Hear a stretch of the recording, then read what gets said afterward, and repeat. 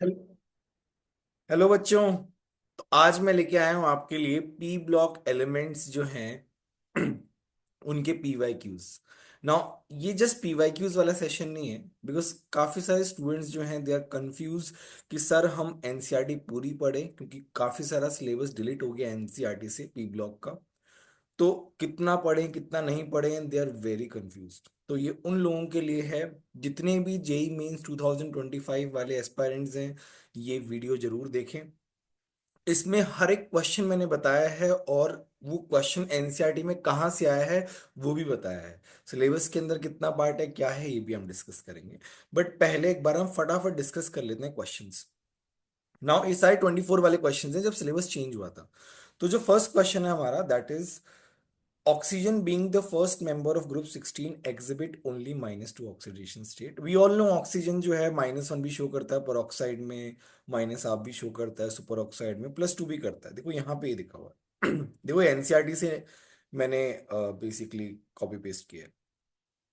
तो +2 वाला, तो मतलब ये वाला तो फॉल्स ही हो गया, ओनली जो है ना वो गलत हो गया। Down the group 16 stability of +4 oxidation state decreases. देखो यहाँ पे लिखा हुआ है +4 oxidation state in their compounds with oxygen। Okay, the stability of +6 oxidation state decreases, यहाँ पे increases लिखा हुआ है। And stability of +4 oxidation state increases because of inert pair effect।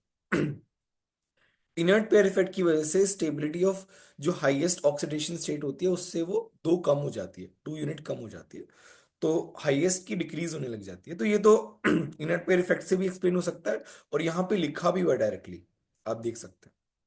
तो इसका मतलब दोनों के दोनों क्या हो गए, फॉल्स हो गए।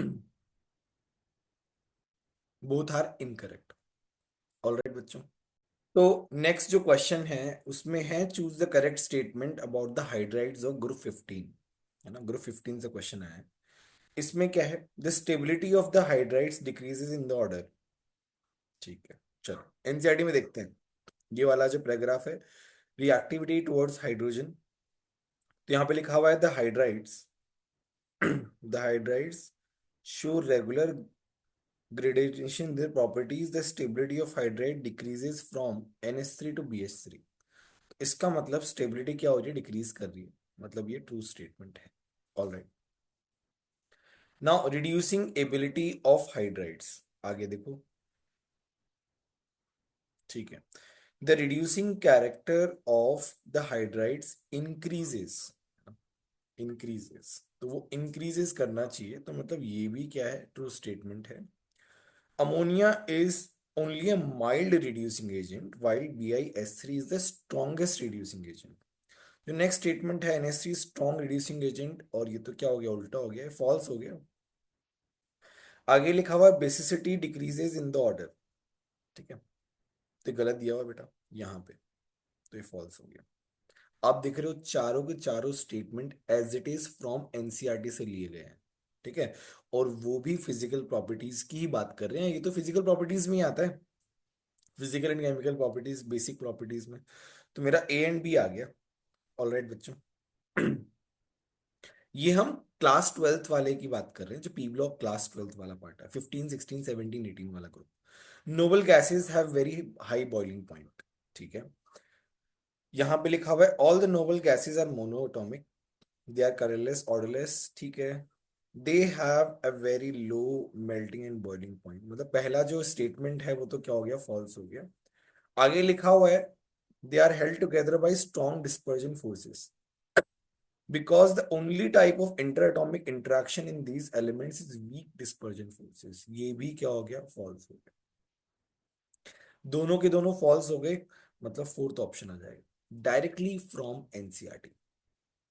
Next is all the group 16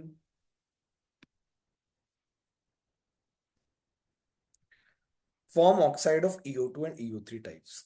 जैसे SO2 होता है, SO3 होता है, तो ग्रुप 16 वाले जो हैं EO2 एंड EO3 टाइप पे बनाते हैं। Both types of oxides are acidic in nature. ठीक है, ऑल राइट। आगे लिखा हुआ है, ये ट्रू स्टेटमेंट है, दोनों के दोनों एसिडिक होते हैं। ये आपको जनरली मिल जाएंगे, या यहाँ पे लिखा भी हुआ है, डायरेक्टली लिखा भी है और बहुत इजी है। TO2 is an oxidising agent, देखो यहाँ पे लिखा हुआ है।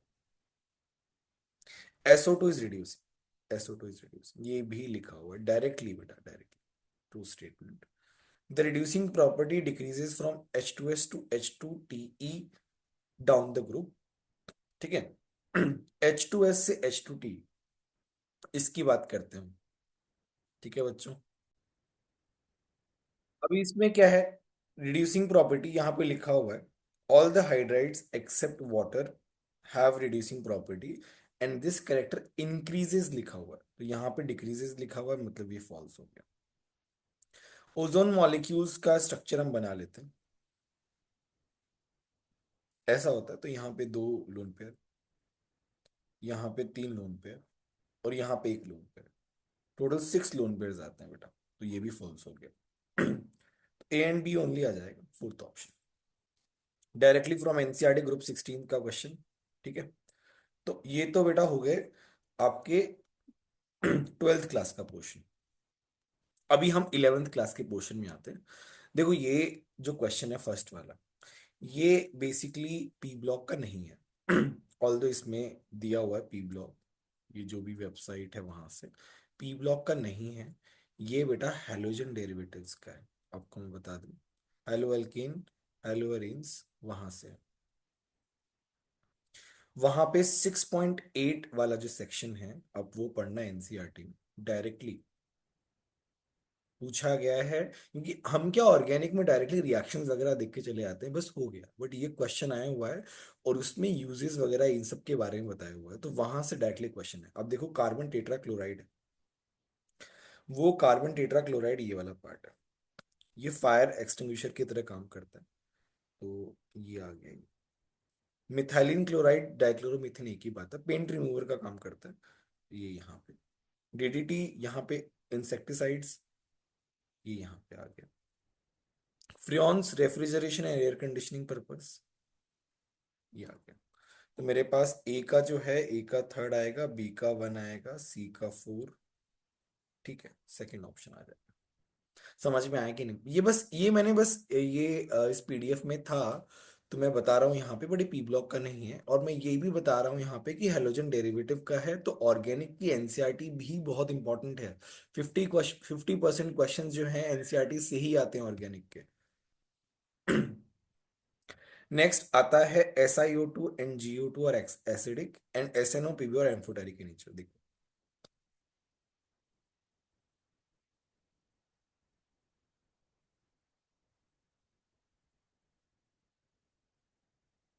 हम्म। द डाइऑक्साइड CO2, ओके, ये दोनों एसिडिक हैं बेटा, ठीक है, डायरेक्टली। SNO PbO जो है वो एम्फोटेरिक है। देखो इस लाइन में एक भी चीज चेंज नहीं की है, directly as as it is ये लाइन यहाँ पे चिपकाई गई है और कुछ नहीं किया है, इट्स सो सिंपल। नेक्स्ट है एलोट्रो, ये ट्रू स्टेटमेंट हो गया। एलोट्रोपिक फॉर्म ऑफ कार्बन है due to the property of catenation, देखो यहाँ पे एडिशन की प्रॉपर्टी बताई गई है। पी पाई डी पाई, भाई कार्बन में पी पाई डी पाई तो होता ही नहीं है, कार्बन तो सेकंड पीरियड है, सेकंड पीरियड पी पाई सॉरी डी पाई जो है उसमें होता ही नहीं है, और उसकी वजह से एलोट्रोपिक फॉर्म नहीं होती। इसके एलोट्रोपिक फॉर्म में तो सिंगल बॉन्ड होते हैं ज्यादातर, और आप देखो ग्रेफाइट में डबल बॉन्ड भी होता है, तो वो पी पाई होता है, तो ये तो फॉल्स हो गया। तो statement one is true, statement two is false, ये आ गया। नेक्स्ट है, melting point of boron is unusually high in group 13, देखो यहाँ पे लिखा हुआ है, it is extremely hard and black colored solid, it exists in many allotropic forms due to very strong crystalline lattice, लिखा हुआ है। Boron has unusually high melting point, directly लिखा हुआ है, और वहीं उसका रीजन भी है, देखो। तो ये दोनों क्या रीजन एक्सप्लेन भी कर रहे हैं, तो मेरे पास क्या आ जाएगा, सेकंड इसका ऑप्शन आ जाएगा, A and R R correct, but R is the correct explanation of A, directly from NCERT physical properties. ठीक है बच्चों।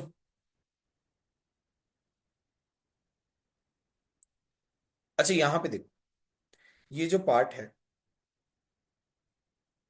ये ऑल्दो इस 11th क्लास के पी ब्लॉक में दिया हुआ है, बट ये पी ब्लॉक क्लास 12th का पार्ट है,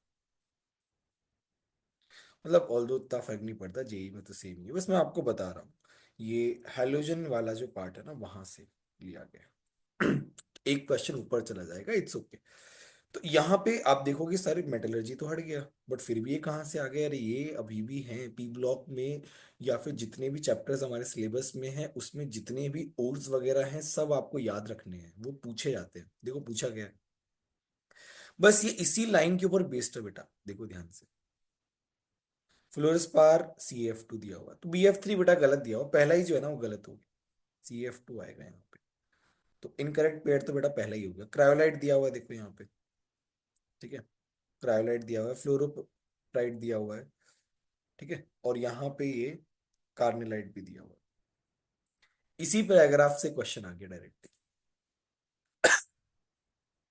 नेक्स्ट है कंसीडर द ग्रुप ऑफ, ठीक है, एम्फोटेरिक ऑक्साइड्स आर, देखो यहाँ पे SNO and PbO are amphoteric दिया हुआ, ठीक है, और SnO2 PbO2 आर एम्फोटेरिक दिया हुआ। थर्ड, डायरेक्टली इसी मतलब ये 2024 में ऑक्साइड्स का एम्फोटेरिक नेचर है या नहीं है, इसी पे ही दो क्वेश्चन आए, आपने अभी अभी देखा, ठीक है। तो एम्फोटेरिक जहां पे भी आए बेटा याद कर लो, पूछे आते हैं यूजुअली। देखो नेक्स्ट, ये group 13 trivalent halides are easily hydrolysed by water due to their covalent nature, देखो लिखा हुआ in trivalent state most of the compounds being covalent are hydrolysed in water. Two statement, AlCl3 upon hydrolysis in acidified aqueous solution forms octahedral ion, देखो ये भी लिखा हुआ है। As it is NCERT से लाइन टू लाइन क्वेश्चन आते हैं, इसीलिए आई एम सेइंग कि आप एनसीईआरटी MCQs करो जो मेरे टेलीग्राम चैनल पे अपलोडेड है, बहुत ही ज्यादा जरूरी है बेटा एनसीईआरटी। सारे के सारे क्वेश्चन एनसीईआरटी से ही आए हैं। ट्रू स्टेटमेंट, दोनों के दोनों क्या हैं, ट्रू हैं, तो ये आ जाएगा, ठीक है। तो बेटा 6 क्वेश्चंस, एक अपन वो हेलोजन डेरिवेटिव का हटाते हैं, तो टोटल 11 क्वेश्चंस आए हैं। आप देखोगे टोटल 11 प्रॉब्लम्स आए हैं, थोड़ा सिलेबस कम हो गया इसलिए नंबर ऑफ क्वेश्चंस कम आए हैं। पी ब्लॉक टोटल पार्ट्स, ठीक है, और इसका मतलब है कि ऑलमोस्ट एक क्वेश्चन जो है पर शिफ्ट आ सकता है, पार्ट 1 से भी पार्ट 2 से भी।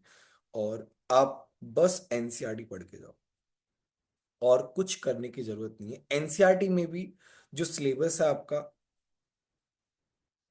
कहने का मतलब है जो रिएक्शंस वगैरह हैं वो बहुत ज्यादा नहीं पढ़ के जानी है, ठीक है।